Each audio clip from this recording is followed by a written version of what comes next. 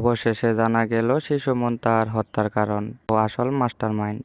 শিক্ষকতা থেকে অব্যাহতি ও চুরির অপবাদ দেওয়ার ক্ষোভ থেকে সিলেটের কানাইঘাটের ৬ বছরের শিশু মুনতাহাকে হত্যা করেছে তার গৃহশিক্ষিকা শামীমা বেগম মার্জিয়া। রোববার ১০ই নভেম্বর নিখোঁজের ৭ দিন পর শিশু মুনতাহার মরদেহ উদ্ধার করে পুলিশ।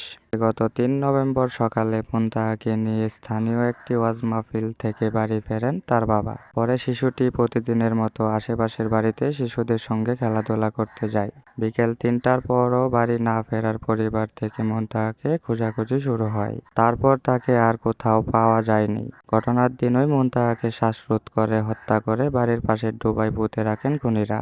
সন্দেহ থেকে শনিবার স্থানীয় সাংবাদিকরা ঘটনাস্থলে গেলে গৃহশিক্ষক মার্জিয়ার আচরণ সন্দেহজনক মনে হয়। পরে রাতে পুলিশ তাকে জিজ্ঞাসাবাদের জন্য থানায় নিয়ে যায়।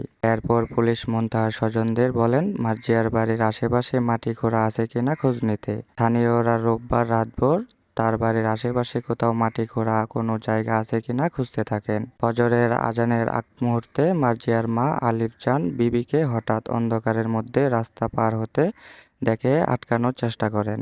এ সময় তিনি দৌড়ে পালানোর চেষ্টা করলে স্থানীয়রা তাকে আটক করেন। পরে কাদামাটি মাখা মুনতাহার মরদেহ দেখতে পান। এরপর শিশু মুনতাহার গৃহশিক্ষিকা শামীমা বেগম মার্জিয়া, শিক্ষিকার মা ও তার নানি কুতুবজান বিবিকে আটক করেন পুলিশ। মার্জিয়ার স্বীকারোক্তির বরাত দিয়ে সিলেটের অতিরিক্ত police super crime and ops Mohammad Rafiqul Islam জানান, গত ৩ নভেম্বর রাতেই মুনতাহাকে শ্বাসরুদ্ধ করে হত্যার পর ডোবায় ফেলে রাখা হয়। মার্জিয়াকে শিক্ষকতা থেকে অব্যাহতি দেওয়ায় ক্ষোভ ও তার উপর চুরির অপবাদ দেওয়ার ক্ষোভ থেকে এই হত্যাকাণ্ড ঘটতে পারে। তবে এই ঘটনায় আর কোনো কারণ আছে কিনা তা খতিয়ে দেখছে পুলিশ।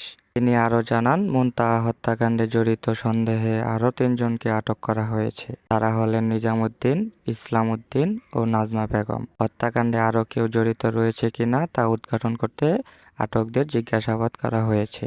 বন্ধুরা, এ ধরনের নতুন নতুন খবর পেতে আমার চ্যানেলটি সাবস্ক্রাইব করে বেল আইকনটি প্রেস করে আমার সাথেই থাকুন।